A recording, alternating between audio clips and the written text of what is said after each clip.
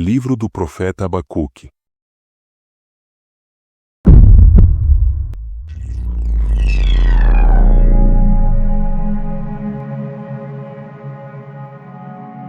Capítulo 1. O peso que viu o profeta Abacuque. Até quando, Senhor, clamarei eu, e tu não me escutarás? Gritarei, violência, e não salvarás? Por que razão me fazes ver a iniquidade e ver a vexação? Porque a destruição e a violência estão diante de mim, e há também quem suscite a contenda e o litígio. Por esta causa, a lei se afrouxa, e a sentença nunca sai. Porque o ímpio cerca o justo, e sai o juízo pervertido. Vede entre as nações, e olhai, e maravilhai-vos, e admirai-vos. Porque realizo, em vossos dias, uma obra, que vós não crereis, quando vos for contada. Porque eis que suscito os caldeus, nação amarga e apressada, que marcha sobre a largura da terra, para possuir moradas não suas. Horrível e terrível é, dela mesma sairá o seu juízo e a sua grandeza. Os seus cavalos são mais ligeiros do que os leopardos e mais perspicazes do que os lobos à tarde. Os seus cavaleiros espalham-se por toda parte. Sim, os seus cavaleiros virão de longe, voarão como águias que se apressam à comida. Eles todos virão com violência, o seu rosto buscará o oriente, e eles congregarão os cativos como areia. E escarnecerão dos reis e dos príncipes farão zombarias. Eles se rirão de todas as fortalezas, porque, amontoando terra, as tomarão. Então, passarão como um vento, e pisarão, e se farão culpados, atribuindo este poder ao seu Deus. Não és tu desde sempre, ó Senhor, meu Deus, meu Santo? Nós não morreremos. Ó Senhor, para juízo o puseste, e tu, ó rocha, o fundaste para castigar. Tu és tão puro de olhos, que não podes ver o mal e a vexação não podes contemplar. Por que, pois, olhas para os que procedem aleivosamente e te calas? Quando o ímpio devora aquele que é mais justo do que ele? E farias os homens como os peixes do mar, como os répteis, que não tem quem os governe. Ele a todos levanta com o anzol, e apanha-os com a sua rede, e os ajunta na sua rede varredora. Por isso, ele se alegra e se regozija. Por isso, sacrifica a sua rede e queima incenso à sua draga, porque, com elas, se engordou a sua porção, e se engrossou a sua comida. Porventura, por isso, esvaziará a sua rede e não deixaria de matar os povos continuamente? Abacuque, capítulo 2. Sobre a minha guarda estarei, e sobre a fortaleza me apresentarei, e vigiarei, para ver o que fala comigo e o que eu responderei, quando eu for arguido. Então, o Senhor me respondeu e disse: escreve a visão e torna-a bem legível sobre tábuas, para que a possa ler o que correndo passa. Porque a visão é ainda para o tempo determinado, e até ao fim falará, e não mentirá. Se tardar, espera-o, porque certamente virá, não tardará. Eis que a sua alma se incha, não é reta nele, mas o justo, pela sua fé, viverá. Tanto mais que, por ser dado ao vinho, é desleal. Um homem soberbo, que não se contém. Que alarga como o sepulcro o seu desejo, como a morte que não se farta, ajunta a si todas as nações e congrega a si todos os povos. Não levantarão, pois, todos estes contra ele uma parábola e um dito agudo contra ele? Dizendo, ai daquele que multiplica o que não é seu? Até quando? E daquele que se carrega a si mesmo de dívidas? Não se levantarão de repente os que te hão de morder? E não despertarão os que te hão de abalar? E não lhe servirás tu de despojo? Visto como despojaste muitas nações, todos os mais povos te despojarão a ti, por causa do sangue dos homens e da violência para com a terra, a cidade e todos os que habitam nela. Ai daquele que ajunta em sua casa bens mal adquiridos, para pôr o seu ninho no alto, a fim de se livrar da mão do mal. Vergonha maquinaste para tua casa, destruindo tu a muitos povos, pecaste contra tua alma. Porque a pedra clamará da parede, e a trave lhe responderá do madeiramento. Ai daquele que edifica a cidade com sangue e que funda a cidade com iniquidade. Eis que não vem do Senhor dos exércitos que os povos trabalhem para o fogo e os homens se cansem pela vaidade. Porque a terra se encherá do conhecimento da glória do Senhor, como as águas cobrem o mar. Ai daquele que dá de beber ao seu companheiro, tu, que lhe chegas o teu odre e o embebedas, para ver a sua nudez. Serás farto de ignomínia em lugar de honra, bebe tu também e sê como um incircunciso.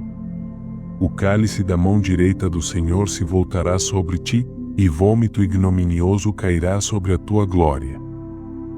Porque a violência cometida contra o Líbano te cobrirá, e a destruição dos animais ferozes os assombrará, por causa do sangue dos homens, e da violência para com a terra, a cidade e todos os seus moradores.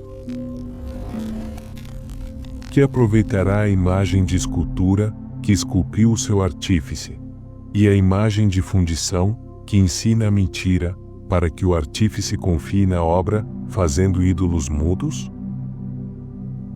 Ai daquele que diz ao pau, acorda, e à pedra muda, desperta. Acaso pode isso ensinar? Eis que está coberto de ouro e de prata, mas no meio dele não há espírito algum. Mas o Senhor está no seu santo templo, cale-se diante dele toda a terra. Abacuque, capítulo 3. Oração do profeta Abacuque sob a forma de canto. Sigionote. Ouvi, Senhor, a tua palavra e temi. Aviva, ó Senhor, a tua obra no meio dos anos a notifica. Na ira lembra-te da misericórdia. Deus veio de Temã, e o Santo, do monte de Parã. Selá. A sua glória cobriu os céus, e a terra encheu-se do seu louvor. E o seu resplendor era como a luz, raios brilhantes saíam da sua mão, e ali estava o esconderijo da sua força. Adiante dele ia a peste, e raios de fogo, sob os seus pés. Parou e mediu a terra, olhou e separou as nações, e os montes perpétuos foram esmiuçados, os outeiros eternos se encurvaram. O andar eterno é seu. Vi as tendas de Cusã em aflição, as cortinas da terra de Midian tremiam. Acaso é contra os rios, Senhor, que estás irado? Contra os ribeiros foi a tua ira ou contra o mar foi o teu furor, para que andasses montado sobre os teus cavalos, sobre os teus carros de salvação? Descoberto se fez o teu arco, os juramentos feitos às tribos foram uma palavra segura. Selá. Tu fendeste a terra com rios. Os montes te viram e tremeram, a inundação das águas passou, deu o abismo a sua voz, levantou as suas mãos ao alto. O sol e a lua pararam nas suas moradas, andaram à luz das tuas flechas, ao resplendor do relâmpago da tua lança. Com indignação marchaste pela terra, com ira trilhaste as nações. Tu saíste para salvamento do teu povo, para salvamento do teu ungido. Tu feriste a cabeça da casa do ímpio, descobrindo os fundamentos até ao pescoço. Selá. Tu abriste com os seus próprios cajados a cabeça dos seus guerreiros. Eles me acometeram tempestuosos para me espalharem. Alegravam-se, como se estivessem para devorar o pobre em segredo. Tu, com os teus cavalos, marchaste pelo mar, pela massa de grandes águas. Ouvindo eu, o meu ventre se comoveu, a sua voz tremeram os meus lábios, entrou a podridão nos meus ossos e estremeci dentro de mim. Descanse-o no dia da angústia, quando ele vier contra o povo que nos destruirá. Porquanto, ainda que a figueira não floresça, nem haja fruto na vide, o produto da oliveira minta, e os campos não produzam mantimento, as ovelhas da malhada sejam arrebatadas, e nos currais não haja vacas. Todavia, eu me alegrarei no Senhor, exultarei no Deus da minha salvação. Jeová, o Senhor, é minha força, e fará os meus pés como os das servas, e me fará andar sobre as minhas alturas.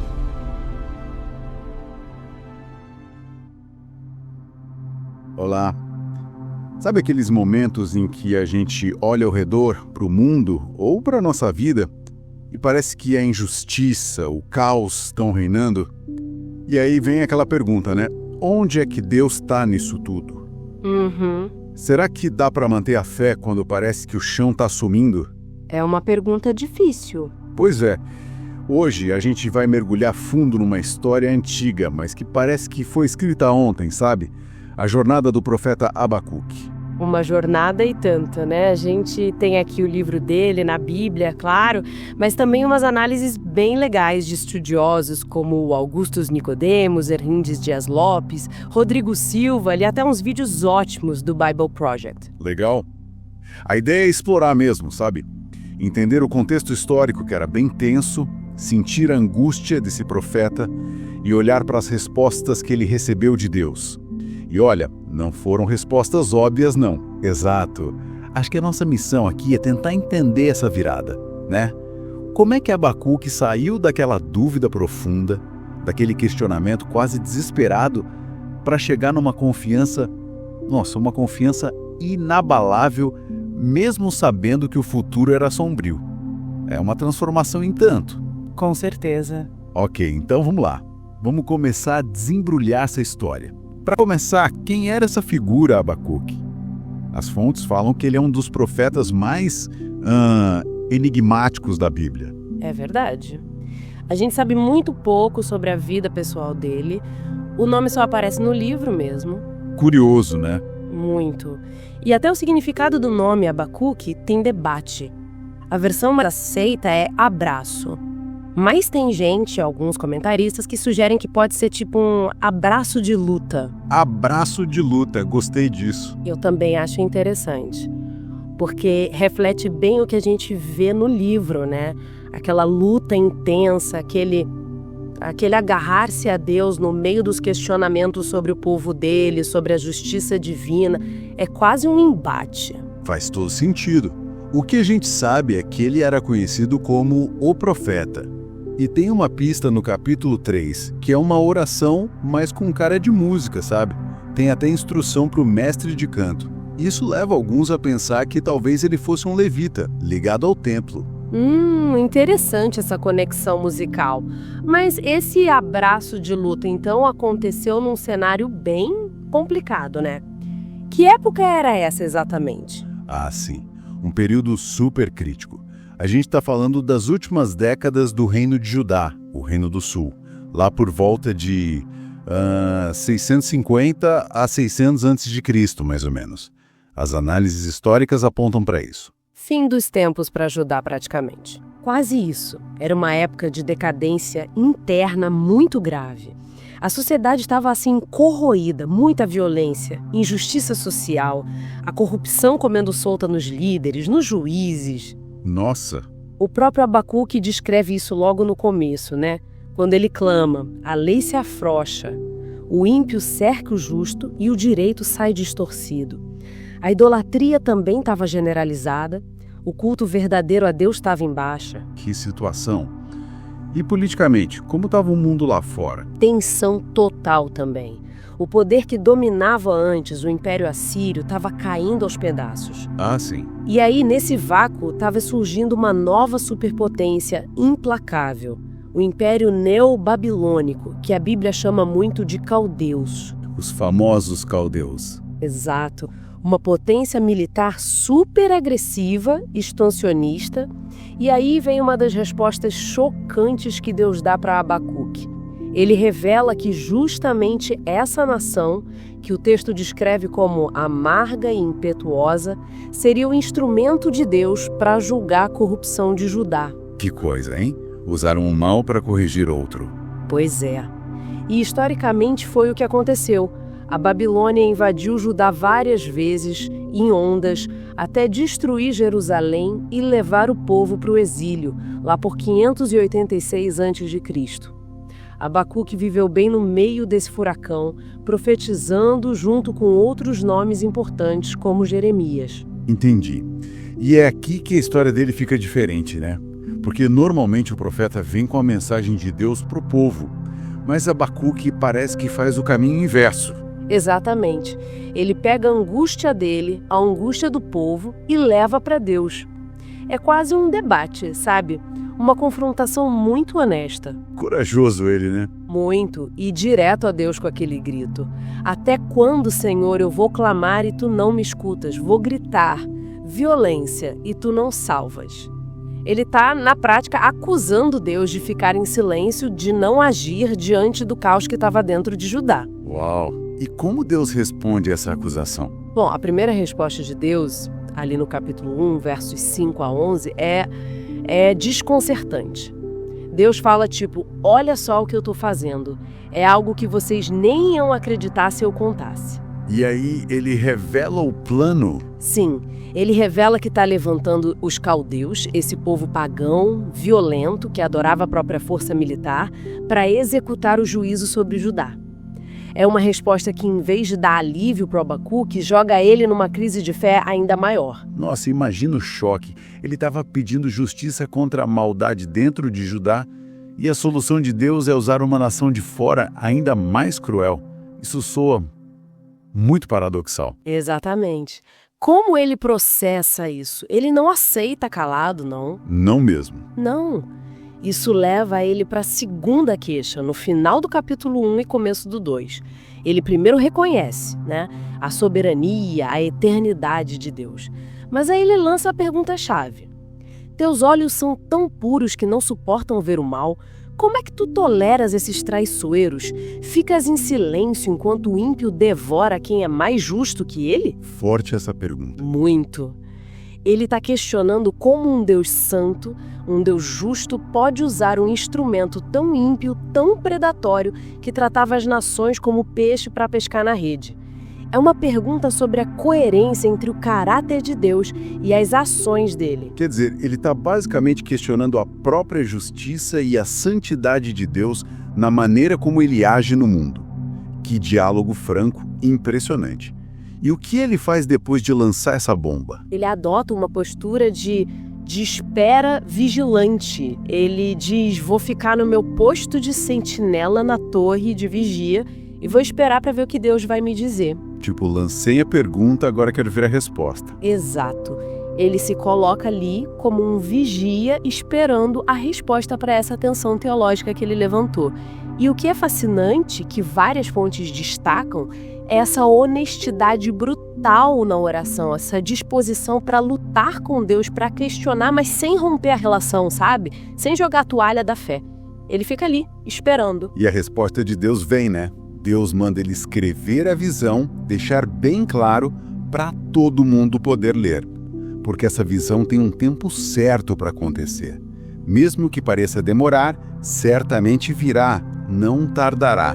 Tem uma garantia aí. Sim, uma garantia. E bem no centro dessa resposta vem uma das frases mais densas e mais citadas da Bíblia inteira. Abacuque 2, verso 4. Eis o soberbo, a sua alma não é reta nele, mas o justo viverá pela sua fé. Uau! Aí está o ponto central. Exatamente. Diante do colapso que está vindo, da maldade subindo, do juízo de Deus, o caminho para a vida de verdade, para conseguir perseverar, não está em entender tudo que Deus faz, nem na força da gente, mas na fé. O justo viverá pela sua fé. Uma frase tão curta, mas que carrega um peso enorme, né? Mas o que significa essa fé aí? Essa palavra hebraica emuná. Era só tipo acreditar que Deus existe e pronto? Ah, não, vai muito além disso. As análises tanto linguísticas quanto teológicas mostram que emuná aqui tem um sentido bem profundo de fidelidade, de firmeza, de constância, lealdade. Não é só concordar com a cabeça, sabe? É um agarrar-se confiante em Deus, na pessoa dele, no caráter dele, nas promessas dele, mesmo quando tudo ao redor parece dizer o contrário. Entendi. É confiar que Deus é fiel, mesmo quando os caminhos dele são, incompreensíveis para a gente.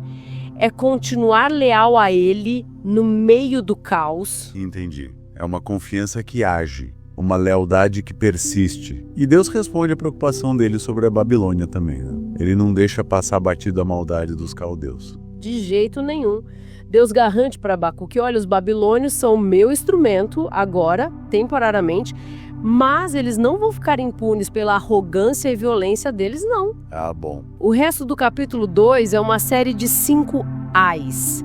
É como se fossem 5 maldições, 5 sentenças contra eles. Pesado. Muito. Deus condena a ganância deles, que não tem fim, ai daquele que acumula o que não é seu, a exploração, o jeito como eles endividavam os outros, a violência brutal, ai daquele que constrói uma cidade com sangue, a injustiça, a liderança corrupta e a idolatria vazia deles, ai daquele que fala por um pedaço de madeira corda. Quer dizer, a justiça chega para todos. Exato. Deus deixa claro que esse ciclo de orgulho e queda dos impérios continua, mas que no fim mesmo, a glória dele é que vai prevalecer. Ele diz, a terra se encherá do conhecimento da glória do Senhor como as águas cobrem o mar. Uau, que perspectiva de longo prazo, hein? Poderosa. E depois de toda essa angústia, essa luta toda, intelectual e espiritual, o capítulo 3 muda completamente o tom. Vira quase uma música, uma oração cantada. Como ele chega nisso? O ponto alto da jornada dele, né? Ele começa essa oração no capítulo 3 falando: Senhor, ouvi falar da tua fama, tremo diante dos teus atos. Agora tem um temor, mas um temor com reverência, sabe? Que nasceu desse encontro com a soberania, com o poder de Deus. Faz sentido. Mas mesmo nesse temor, ele faz um pedido fundamental. Realiza de novo na nossa época as mesmas obras, faz elas conhecidas no nosso tempo. Na tua ira, lembra da misericórdia. Que pedido. No meio do anúncio do juízo, pedir para Deus avivar a obra e lembrar da misericórdia. Isso é muito profundo. É demais. E a oração continua. Ele começa a relembrar de um jeito bem poético os grandes feitos de Deus lá na história de Israel, principalmente lembrando do Êxodo, da libertação do Egito. Ah, ele busca força no passado. Exato, usa imagens super vivas de Deus como um guerreiro divino, glorioso, poderoso, que se levanta para salvar o povo dele e para esmagar quem o oprime. Tipo no verso 13. Saíste para libertar o teu povo, esmagaste o líder da nação ímpia. Ele está ancorando a esperança dele agora na memória da fidelidade de Deus lá atrás. E aí vem aquela declaração final, que talvez seja a parte mais famosa do livro todo, nos versos 17 a 19. É impressionante. Mesmo que tudo dê errado, que a economia vá para o buraco, que a agricultura fale completamente, que falte o básico para sobreviver. Sim, a descrição é brutal, né? Mesmo que a figueira não floresça, nem haja uvas nas videiras, mesmo que a colheita de azeitonas não dê em nada e as lavouras não produzam comida, mesmo que não haja ovelhas no curral, nem bois nos estábulos. É o cenário do caos total. Exato.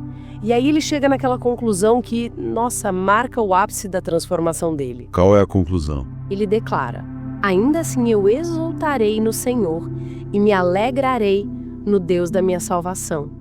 O Senhor soberano é a minha força. Uau! Mesmo com tudo desabando. Mesmo assim, a fonte da alegria dele, da força dele, não está mais nas circunstâncias que ele sabe que vão ser terríveis. Está firmada no próprio Deus, em quem Deus é, no caráter dele que não muda e na promessa de salvação final. É a emuná, aquela fé fidelidade vivida na prática de forma radical. Ele aprendeu a confiar, então. Aprendeu a confiar e até a se alegrar em Deus, mesmo sem entender tudo que ele faz. Então, o que fica pra gente dessa exploração toda? Pra mim, o que tá ecoando forte é essa ideia de que é legítimo, sabe? É permitido lutar honestamente com Deus. Levar as perguntas difíceis, botar pra fora a dor, a dúvida diante do sofrimento, da injustiça. Sim, totalmente. Mas que essa luta franca, em vez de afastar a gente, pode na verdade levar para um encontro mais fundo com quem Deus é.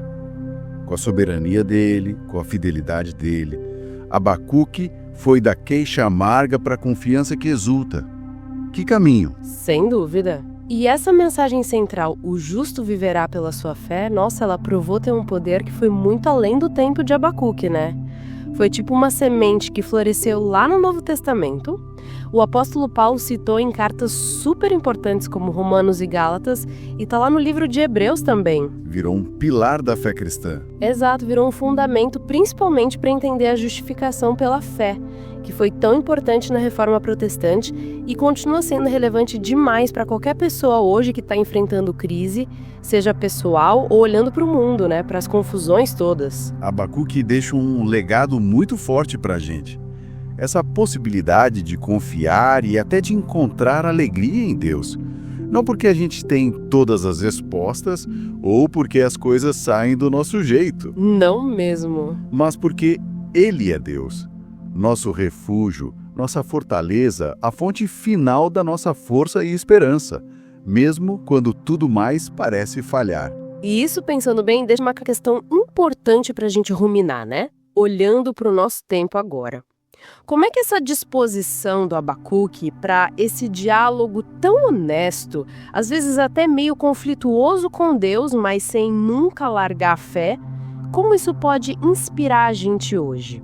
Boa pergunta. Como é que a gente pode encarar as complexidades morais, as injustiças que gritam, as incertezas que cercam a gente, buscando respostas não em solução fácil ou em ideologia simplista, mas na própria natureza de Deus, na fidelidade dele que a história já mostrou, mesmo quando o que ele faz parece desconcertante ou incompreensível para a gente.